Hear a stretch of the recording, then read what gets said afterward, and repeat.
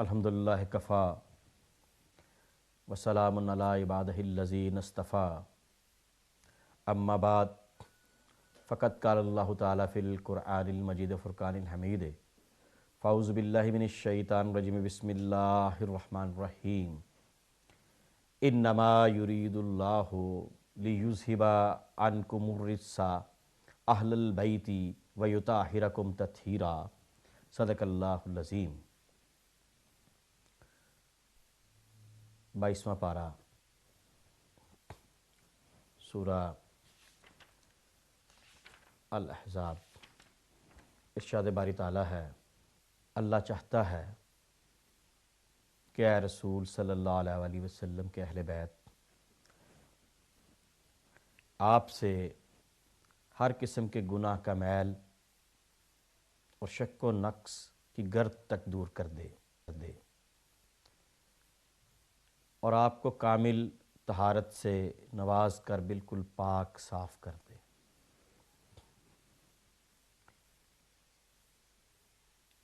انما یرید اللہ، یہ اللہ کا ارادہ ہے،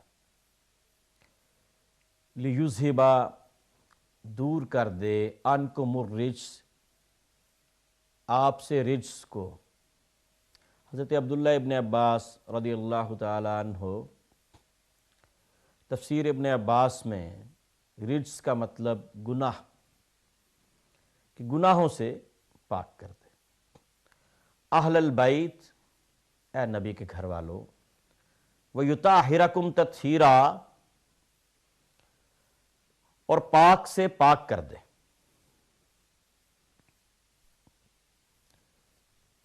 اللہ کا ارادہ ایسا ارادہ ہے کہ جو نہ ٹوٹ سکتا ہے نہ بدل سکتا ہے، اور وہ ارادہ میرے اور آپ کے ارادے جیسا نہیں کہ جس کو نہ مستقبل کا علم ہے نہ حال پر نظر ہے۔ یہ اللہ کا ارادہ ہے، اور وہ جس چیز کا ارادہ کر لیتا ہے پھر وہ کن کہہ دیتا ہے اور فیکون وہ ہو جاتا ہے۔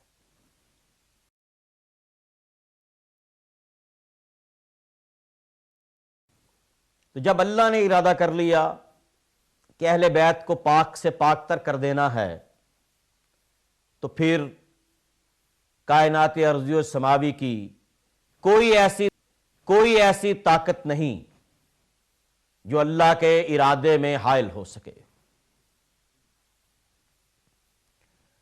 اور طہارت ایسی، وَيُطَہِّرَكُمْ تَطْہِیرًا، یعنی طہارت کے بعد طہارت، اتنا پاک کہ جہاں پہ ناپاکی کا شائبہ بھی نہ ہو۔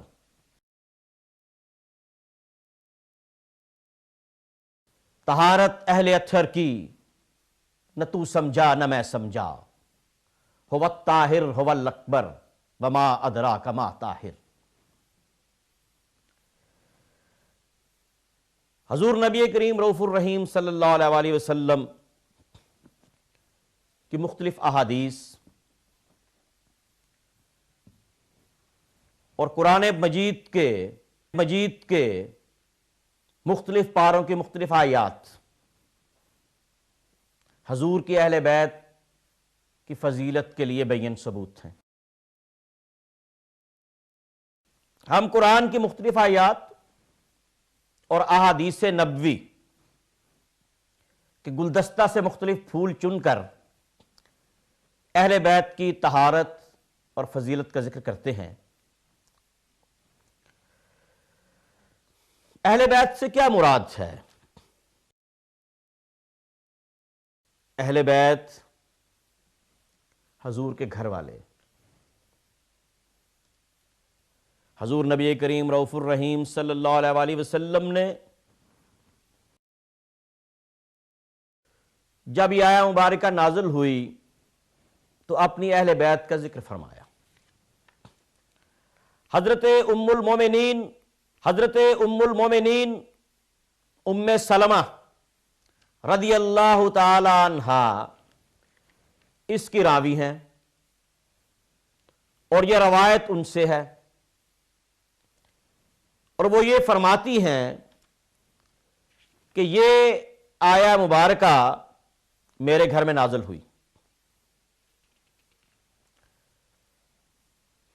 حضرت ام المومنین عائشہ صدیقہ رضی اللہ تعالی عنہا بھی اس کی روایت کرتی ہیں، اور انہوں نے بھی اس آیت کے ساتھ اہل بیت نبوی کا ذکر کیا ہے۔ اب اہل بیت نبوی کے ذکر میں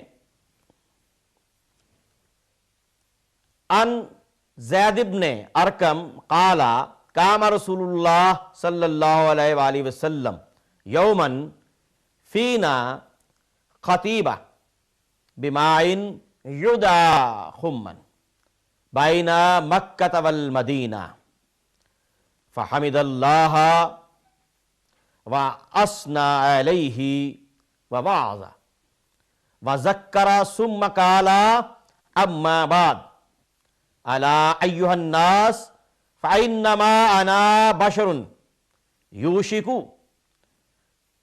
أَن يَأْتِيَ رَسُولُ رَبِّي فَأَجِيبُوا وَأَنَا تَارِكٌ فِيكُمُ الثَّقَلَيْنِ أَوَّلُهُمَا كِتَابُ اللَّهِ فیہ الہدی والنور فخذوا بکتاب اللہ واستمسکوا بہ فحث علی کتاب اللہ ورغب فیہ ثم قال واہل بیتی اذکرکم اللہ فی اہل بیتی اذکرکم اللہ فی اہل بیتی اذکرکم اللہ فی اہل بیتی۔ حضرت زید بن ارقم رضی اللہ تعالی عنہ روایت کرتے ہیں کہ ایک دن حضور نبی اکرم صلی اللہ علیہ وآلہ وسلم ہمیں خطبہ دینے کے لیے مکہ مکرمہ اور مدینہ منورہ کے درمیان اس تالاب پر کھڑے ہوئے جسے خم کہا جاتا ہے۔ آپ صلی اللہ علیہ وآلہ وسلم نے اللہ تعالیٰ کی حمد و ثنا اور واعظ و نصیحت کے بعد فرمایا، اے لوگو میں تو بس ایک انسان ہوں، اور ان قریب میرے رب کا پیغام لانے والا فرشتہ میرے پاس آئے گا اور میں لبیک کہوں گا۔ میں تم میں دو عظیم چیزیں چھوڑے جا رہا ہوں، ان میں سے پہلی اللہ کی کتاب ہے جس میں ہدایت اور نور ہے۔ اللہ تعالیٰ کی کتاب پر عمل کرو اور اسے مضبوطی سے تھام لو۔ پھر آپ نے کتاب اللہ کی تعلیمات پر عمل کرنے پر ابھارا اور اس کی ترغیب دی۔ پھر فرمایا دوسرے میرے اہل بیت ہیں، میں تمہیں اپنے اہل بیت کے متعلق اللہ تعالیٰ کی یاد دلاتا ہوں، اور یہ الفاظ آپ نے 3 مرتبہ دہرائے۔ میں تمہیں اپنے اہل بیت کے متعلق اللہ تعالیٰ کی یاد دلاتا ہوں، اور میں تمہیں اپنے اہل بیت کے متعلق اللہ تعالیٰ کی یاد دلاتا ہوں، کہ کہیں تم بھول کر بھی ان کے ساتھ کوئی برا سلوک نہ کر بیٹھنا۔ اسے امام مسلم اور امام احمد نے بھی روایت کیا ہے۔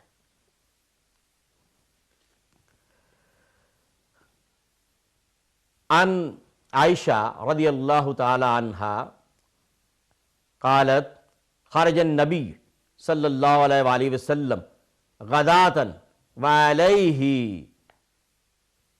مرط مراحل من شعر اسود فجاء الحسن بن علی رضی اللہ تعالی عنہما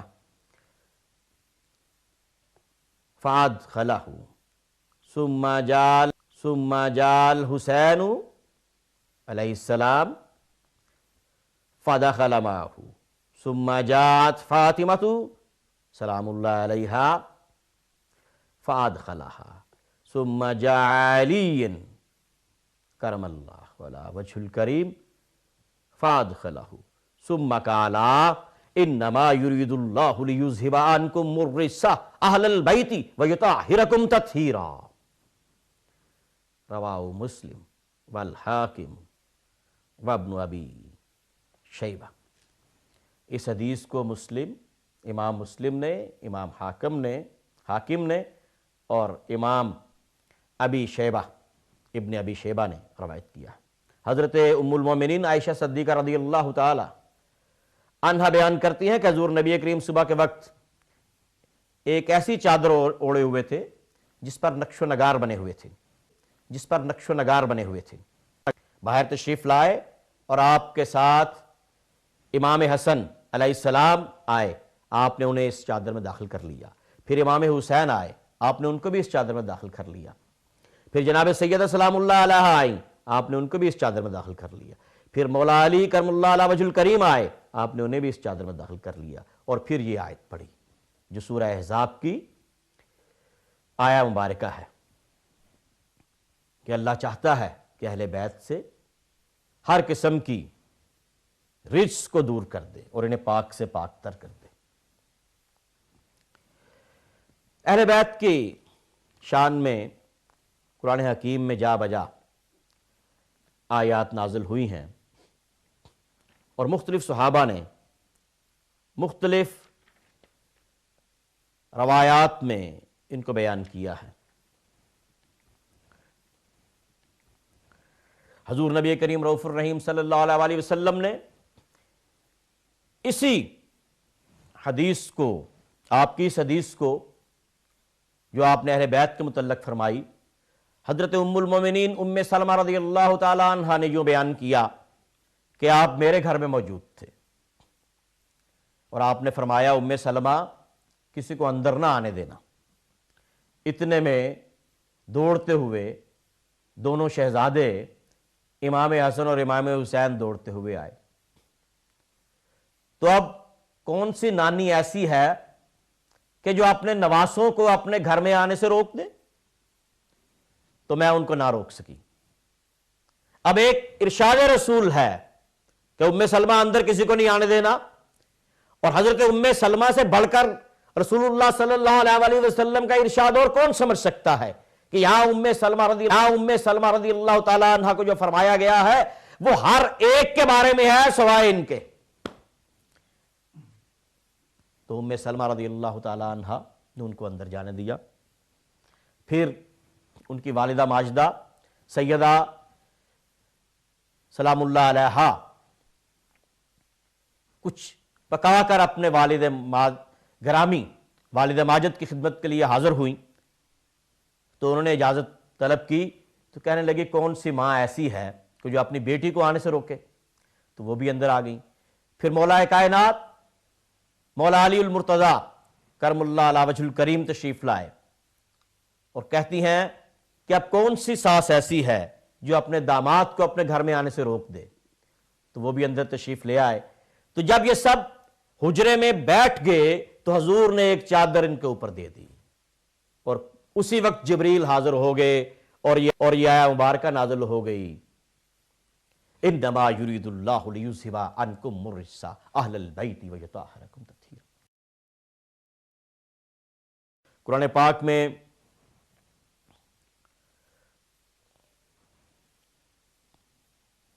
سورہ آل عمران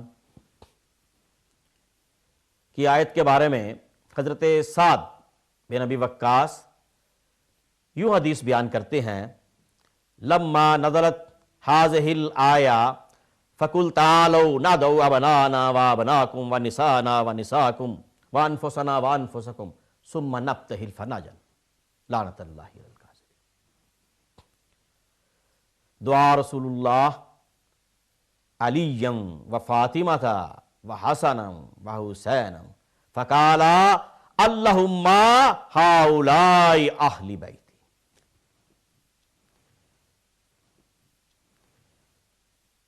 تو جب نجران کے لوگ آئے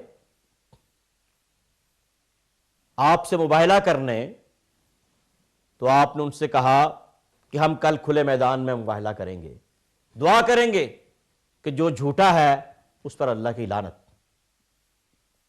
تو عبد المسیح اہل نجران، عیسائیوں، نصارہ کہ اس قافلے کا سردار تھا، اس کی سرداری میں اور اس کی سیادت میں جب وہ میدان میں آئے تو انہوں نے دیکھا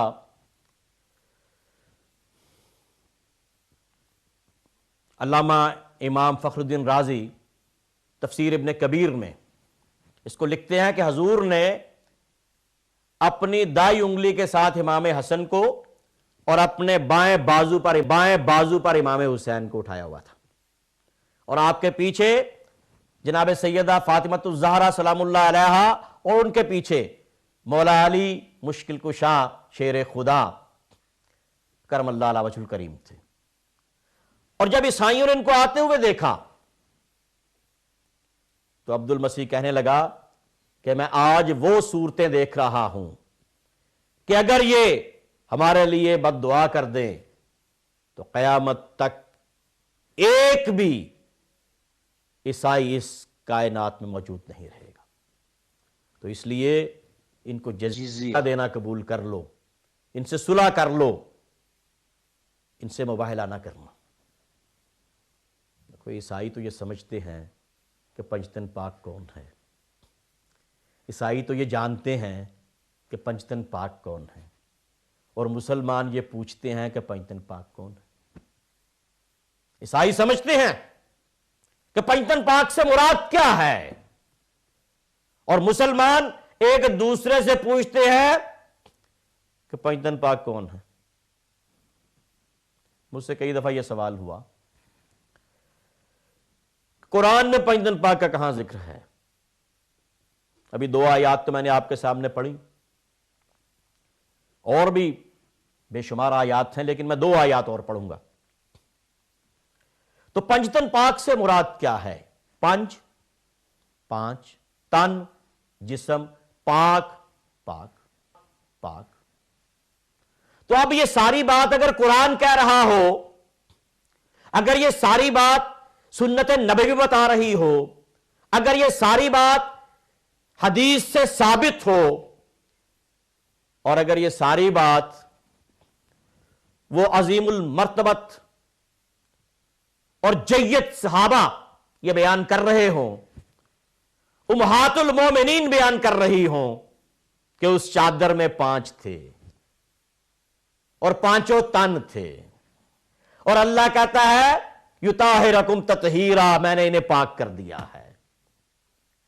اب حضرت عائشہ کہتی ہیں کہ وہ 5 تھے، حضرت ام سلمہ کہتی ہیں کہ وہ 5 تھے، حضور کہتے ہیں یہ 5 ہیں، ہم 5 ہیں، یہ میری اہل بیت ہیں، میں ان کے اوپر چادر لے لیتا ہوں۔ اور اللہ کہتا ہے یطہرکم تطہیرا، میں نے انہیں پاک کر دیا ہے۔ تو اب کون سا ایک ایسا بھی لفظ اس کے اندر ہے جو قرآن اور حدیث سے باہر ہے؟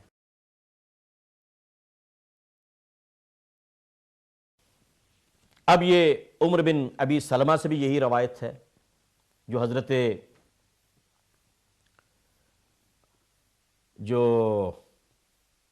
حضور نبی کریم صلی اللہ علیہ وآلہ وسلم کے گھر میں رہتے تھے،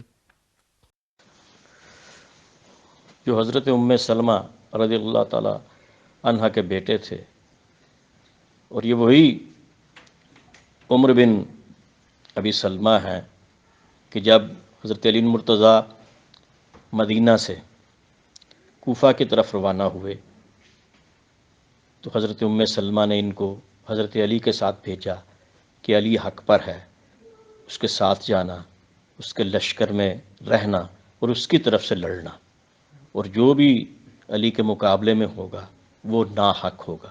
یہ وہی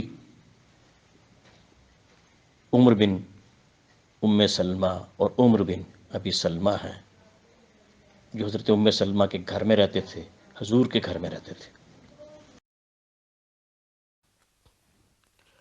اور یہ تو اس طرح پنجتن پاک علیہ السلام کا ذکر قرآن کی مختلف آیات میں موجود ہے، احادیث نبوی میں موجود ہے۔ اتنی زیادہ احادیث ہیں کہ اگر ان کو بیان کرنا شروع کر دیا جائے تو وقت کم پڑ جائے گا، حدیث ختم نہیں ہوگی۔ عن ابن عباس رضی اللہ تعالی عنہما قال لما نزلت هذه الآية قل لا أسألكم عليه أجرا إلا المودة في القربى، سورہ شورى۔ قالوا یا رسول اللہ من قرابتک هؤلاء الذین وجبت علینا مودتهم قال علی و فاطمۃ وابنہما رواہ الطبرانی۔ اب یہ بات بڑی واضح ہو گئی۔ ارشاد باری تعالیٰ ہے سورہ شورى میں، قل، ان کو فرما دیجئے، لا اسالکم علیہ اجرا، میں تم سے کسی قسم کا اجر نہیں مانگتا، تمہیں قرآن دیا، تمہیں رحمان دیا، تمہیں ایمان دیا، کچھ نہیں مانگتا۔ قل لا اسالکم علیہ اجرا، میں نے رسالت کا پیغام تم تک پہنچا دیا، کوئی اجر نہیں مانگتا۔ الا المودۃ فی القربى، ہاں ایک چیز کہتا ہوں کہ مودۃ فی القربى، جو میرے قریبی ہیں ان سے محبت کرنا۔ اب محبت اور مودت میں تھوڑا فرق ہے۔ محبت یہ کہ آپ کے ساتھ محبت سے پیش آئیں، آپ محبت سے پیش آئیں۔ آپ کو اچھا کھانا کھلا دیا، آپ محبت سے پیش آئے۔ آپ کو پوچھا، آپ سے پیار کیا، آپ محبت سے پیش آئے۔ آپ سے تھوڑا سا بگڑ گئے، کھانے کا نہیں پوچھا، حال نہیں پوچھا، دھیان نہیں رکھا، محبت ختم۔ یہ محبت ہے۔ مودت یہ ہے ایسی محبت جو دن میں بھی ہو اور رات میں بھی ہو، چلتے بھی ہو، ٹھہرتے بھی ہو، صبح بھی ہو، شام بھی ہو، حضر میں بھی ہو، سفر میں بھی ہو، جاگتے بھی ہو، سوتے بھی ہو، کھاتے بھی ہو، پیتے بھی ہو، ادھر بھی ہو، ادھر بھی ہو، ماضی میں بھی ہو، حال میں بھی ہو، حال میں بھی ہو، مستقبل میں بھی ہو، سامنے بھی ہو، پیچھے بھی ہو، ہر وقت جو محبت موجود رہے اسے مودت کہتے ہیں۔ اور ایسی محبت اللہ کا رسول ہم سے مانگ رہا ہے۔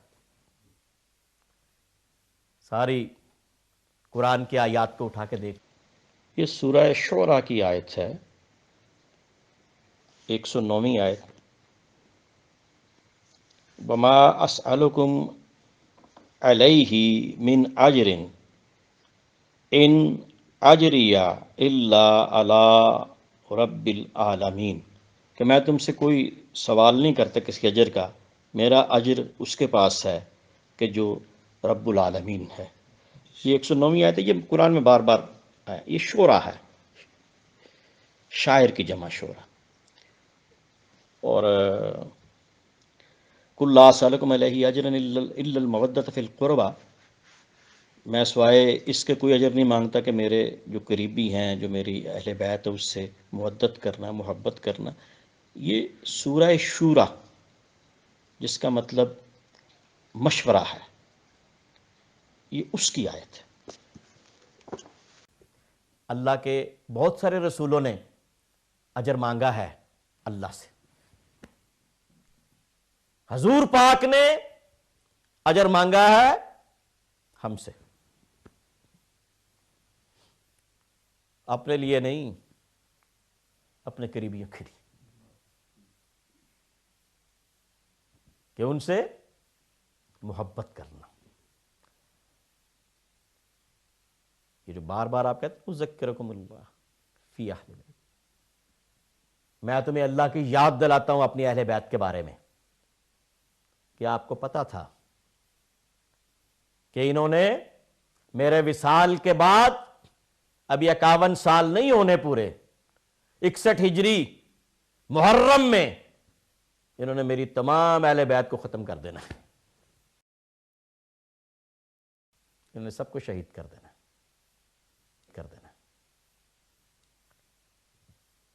چاہے وہ کوفے کی مسجد میں مولا علی کی شہادت ہو، چاہے وہ امام حسن کو زہر دیا جائے، چاہے کربلا کے میدان میں امام حسین کو ظلم کر کے شہید کیا جائے، تو نبی کی پوری اہل بیت کو امت 51 سال 50 سال کے اندر اندر شہید کر رہی ہے۔ 11 ہجری میں حضور کا وصال ہوا، 61 ہجری میں امام حسین کو شہید کر دیا۔ وہ جو بار بار کہتے تھے تم سے میں اپنی اہل بیت کی محبت، دائمی محبت چاہتا ہوں، تو یہ اجر دیا امت نے۔ اور پھر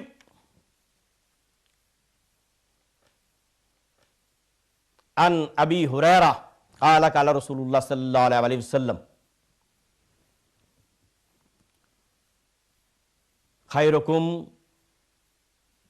خیرکم لأہلی من بعدی۔ آپ نے فرمایا، حضرت ابو ہریرہ رضی اللہ تعالیٰ بیان کرتے ہیں کہ حضور نبی کریم نے فرمایا تم میں سے بہترین وہ ہے جو میرے بعد میرے اہل بیت کے لیے اچھا ہے، ان کے لیے بہتر ہے۔ اور یہ تو آپ نے بڑی دفعہ عن ابن مسعود عن النبی صلی اللہ علیہ وسلم قال حب آل محمد یوما خیر من عبادتی سنۃ ومن مات علیہ دخل الجنہ۔ حضرت عبداللہ ابن مسعود رضی اللہ تعالیٰ عنہ سے روایت ہے کہ حضور نبی کریم رؤوف الرحیم صلی اللہ علیہ وسلم نے فرمایا اہل بیت مصطفیٰ کی ایک دن کی محبت پورے سال کی عبادت سے بہتر ہے، اور جو اسی محبت پر فوت ہوا وہ جنت میں داخل ہوا۔ اور وہ نماز جس میں اہل بیت کا ذکر نہ ہو، اس نماز کی قبولیت میں شک ہے، وہ نماز قبول نہیں ہوگی، کیونکہ یہ عن ابی مسعود انصاری قال قال رسول اللہ صلی اللہ علیہ وسلم من صلی صلاۃ لم یصلی فیہا علی وعلی اہل بیتی لم تقبل منہ، وقال ابو مسعود لو صلیت صلاۃ لا اصلی فیہا علی محمد ما رأیت ان صلاتی تتم۔ حضرت ابو مسعود انصاری سے روایت ہے کہ حضور نبی کریم صلی اللہ علیہ وسلم نے فرمایا جس نے نماز پڑھی اور مجھ پر اور میری اہل بیت پر درود نہ پڑھا اس کی نماز قبول نہیں ہوگی۔ حضرت ابو مسعود انصاری فرماتے ہیں کہ اگر میں نماز پڑھوں اور اس میں حضور نبی اکرم صلی اللہ علیہ وسلم پر درود نہ پڑھوں تو میں نہیں سمجھتا کہ میری نماز مکمل ہو گئی۔ تو اب ترغیب دلاتے ہیں مختلف مقامات پر۔ عن ابن عباس رضی اللہ تعالیٰ عنہما قال قال رسول اللہ صلی اللہ علیہ وسلم مثل اہل بیتی مثل سفینۃ نوح علیہ السلام من رکب فیہا نجا ومن تخلف عنہا غرق۔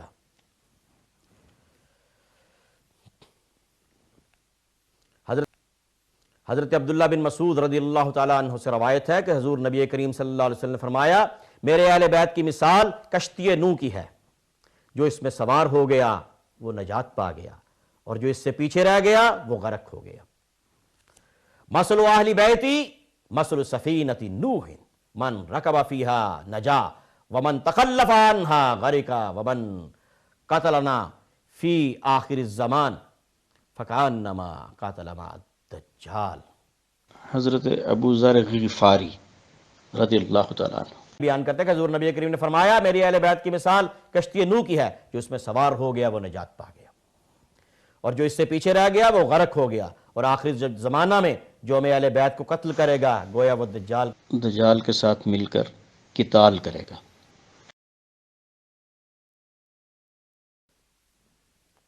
عن ابی سعید الخدری ان رسول اللہ صلی اللہ علیہ وسلم قال ان للہ حرمات ثلاثہ من حفظہن حفظ اللہ لہ अमरा दीनही व दुनियाहु वमन दय्या हुन्ना लम यहफज़िल्लाहु लहू शय्यन फ़कीला वमा हुन्ना या रसूलल्लाह काला हुरमतुल इस्लाम हुरमती व हुरमतु रहिमी। रवाहु तबरानी। हज़रत अबू सईद खुदरी रज़ियल्लाहु ताला अन्हु बयान करते हैं कि हुज़ूर नबी करीम ने फरमाया, बेशक अल्लाह ताला ने 3 चीज़ें हराम कर दी हैं, जो इनकी हिफाजत करता है अल्लाह उसके लिए दीन और दुनिया के मामलात की हिफाजत कर देता है, दुनिया के मामलात की हिफाजत कर देता है। और जो इन 3 चीज़ों को ज़ाया कर देता है अल्लाह उसकी किसी चीज़ की हिफाजत नहीं फरमाता। सो अर्ज़ किया, या रसूलल्लाह वो कौन सी 3 चीज़ें हैं? आपने फरमाया, इस्लाम की हुर्मत, मेरी हुर्मत और मेरे नसब की हुर्मत। अन अली जिन आला काला रसूलुल्लाह सल्लल्लाहु अलैहि वसल्लम अन नजूम आमान ली अहलिस समा फैज़ा ज़हबतिन नजूम ज़हबा अहलुस समा व अहलु बैती अमानु ली अहलिल अर्द फैज़ा ज़हबा अहलु बैती ज़हबा अहलुल अर्द। हज़रत अली मुर्तज़ा करमल्लाहु वजहुल करीम बयान करते हैं कि हुज़ूर नबी करीम ने फरमाया, सितारे अहले आसमान के लिए अमान हैं, बस जब सितारे ख़त्म हो जाएंगे तो अहले आसमान भी ख़त्म हो जाएंगे, और मेरे अहले बैत ज़मीन वालों के लिए अमान है, बस जब मेरे अहले बैत ख़त्म हो जाएंगे तो अहले ज़मीन भी ख़त्म हो जाएंगे। एक जगह अहले बैत को कश्तिए नू बनाया गया, एक जगह अहले बैत को आसमान के सितारे बताया गया कि अगर तुम सितारों से रहनुमाई हासिल करना चाहते हो तो फिर भी अहले बैत से रहनुमाई हासिल करनी होगी, और अगर तुम निजात चाहते हो तो फिर भी कश्ती नू अहले बैत हैं।